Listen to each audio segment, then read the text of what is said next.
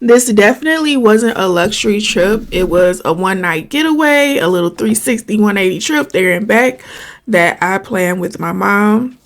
And I actually won this stay by bidding on it to support a cause that is close to my heart. Black women and families going through breast cancer. So I felt good knowing my money was going to something meaningful. So I invited my mom, my auntie, and my mom's friend because my mom is always saying we don't spend enough time together. So I figured, why not make this a little memory, a little quality time? And that's how we ended up at the Chula Vista Resort. Let's get into it. Let's start with check-in. First of all, it was horrible. There was no clear signs or directions anywhere, and what I consider wayfinding signs. And that's a big deal for guests who are coming in for the first time, especially when you do not know the area. We ended up walking into a random building that looked like a hotel check-in area, only to find no staff there. A sign told us to call the front desk, but nobody answered the phone, and we called about 3 times. My mom actually had to stop and ask another guest where to go, which is crazy to me. That should never happen. Eventually, we were told the actual check-in was in a different area next door, but again, there were no signs to help us find it. When I finally got to the right desk, the welcome wasn't warm, nobody greeted us, and there was a whole issue with the gift certificate I used. I wasn't told ahead of time that I needed to bring the physical copy of my gift certificate to avoid being charged or have the risk of being charged for the whole stay. I had already called to make the reservation and gave them the code over the phone, so I assumed that was enough. But apparently, if you don't bring the paper certificate, they claim it could be reused. They did say I could email it to them, but the way they weren't answering calls, I was not risking that and them saying, well, we never received the email. So thankfully, I did bring the paper copy with me. But I can see how someone could easily get charged twice involuntarily. When I asked to speak with the supervisor, he was short and dismissive, didn't explain much, just kept repeating that I needed the paper version.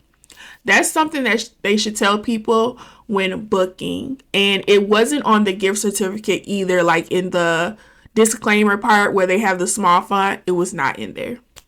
JC, the staff member who helped me directly, was kind and patient with me. So this isn't about him. But overall, this process was frustrating, especially when you're coming to relax, not to get irritated by something that should have been smooth. At check-in, I was given 2 parking passes for the car windows and 4 Waterpark passes. I also won 4 additional passes as a part of my auction package, but I will not be using those, and you'll see why later in the video. Now, let's talk about the room. First, we got there about 30 minutes before check-in, which was technically at 4 p.m. If you want to check in earlier than that, like around 11 or 12:30, you'll be charged extra. I believe it was around $50 to $100 depending on the time, but please check the website for the most accurate rates. When I checked in, it was already 4:01 and the front desk told me our room still wasn't ready. I had to advocate for myself that check-in is at 4 p.m. and I expect for a room to be ready, and suddenly a room was available. We stayed in the garden view balcony room with 2 queen beds, and it comes with a pull-out sofa. If you're a smoker, just know that you can't smoke on the balcony. You have to request a ground level room for that. But I honestly don't recommend it because of safety issues, which I'll get into later. Now, we didn't touch the pull-out sofa. We were honestly nervous about what might come out of it. The 2 queen beds were fine, but I always disinfect them just to be safe. Our room was a conjoined one, meaning it had a connecting door to the room next to it. If you're a solo traveler, I would not recommend this. We made sure the door was locked and even put the ironing board in front of it just for extra security. If you stay here, I suggest requesting a room without a connecting door. The room came with a basic TV and a small balcony. I won't lie, the view was absolutely beautiful. You could see the trees, the river. I really loved that part. It was peaceful and one of the few things that made the room feel worth it. Now let's get into the issues. The sliding screen door lock was broken. The iron in our room didn't work. I called for a replacement and it never came. 5 hours later, still nothing. There was visible mold in the corner of the bathroom ceiling. The bathroom came with some amenities, but not the travel size brands most people know, so I suggest bringing your own. The room did include towels. The air conditioning worked, but it felt off. Like maybe they still have central control over the temperature, and it didn't feel like we fully were in control of it. The building had an elevator and an ice machine, but I did not use the ice machine. Overall, the room was okay. I wouldn't give it a glowing review, but the view made it feel a little bit more peaceful than the rest of the experience.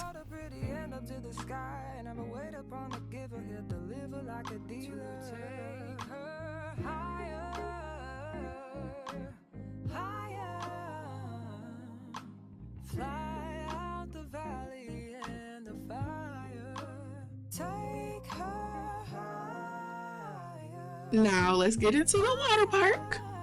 First off, it wasn't a long walk, but I didn't actually walk there. I drove up because I wasn't sure how far it was. If I had to guess, it's maybe a 5 minute walk depending on where your room is. When we got to the indoor water park, it was honestly underwhelming from the start. Nobody greeted us, nobody welcomed us in. You just walked in and figured it out.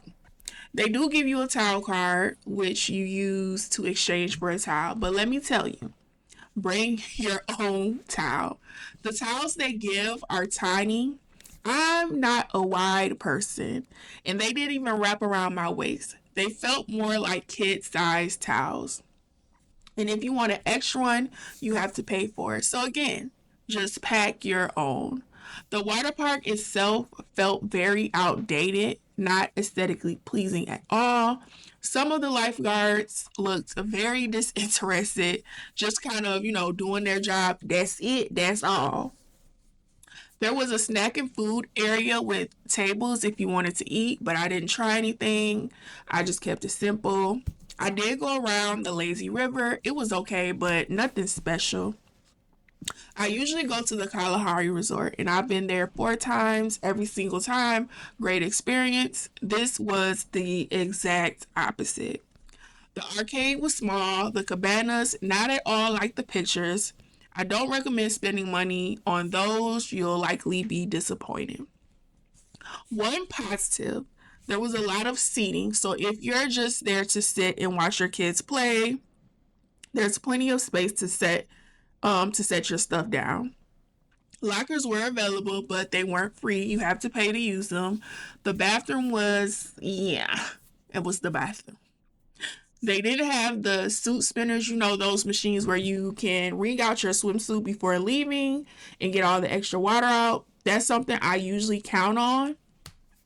The whole area just felt kind of dirty and not well maintained. They did have a hot tub, and that was probably the nicest part of the space. And I saw a review afterward that mentioned poop being found in the pool at some point. I'm glad I didn't read that before going because I wouldn't have went at all. So again, pack water shoes, bring your own towels, and lower your expectations. I only visited I only visited the indoor water park, so I can't speak on the outdoor one, but based on what I experienced, I won't be going back. And not to mention, the pictures did not match what was in person.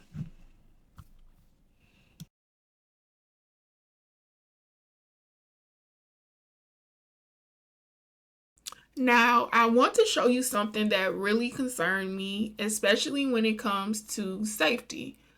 The side door of the building is supposed to require a key card to enter, but as you can see here in the video, you do not need a key card at all. Anyone could walk right in.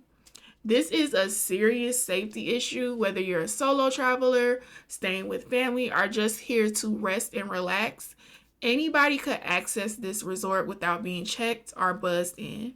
And it wasn't just the side door. The front entrance has two automatic doors. The first one, it stayed wide open all night. The second one unlocked all night too. That means anyone could come and go, no questions asked, and that just doesn't sit right with me, and I think it's something people need to be aware of before booking. Tell her that you better get your bootstraps up. You're with the army. Ready when the truth act up, nothing can harm me. Yelling from the To close out the video, I did one final walk around the resort, and honestly, that part was really, really nice. If it's warm and sunny out, I do recommend taking a walk around the property. They have some beautiful landscaping and peaceful nature views just to clear your mind. It gave me a moment just to pause and enjoy something outside of the room and the water park. Now, here's what I wish I knew before booking or even bidding on this resort at the Charity for Breast Cancer. First, always check the Google reviews before bidding on or booking a stay. I assumed that any resort in Wisconsin Dells would be top tier. That was my mistake. If I had read reviews, I honestly wouldn't have bid on this stay at all.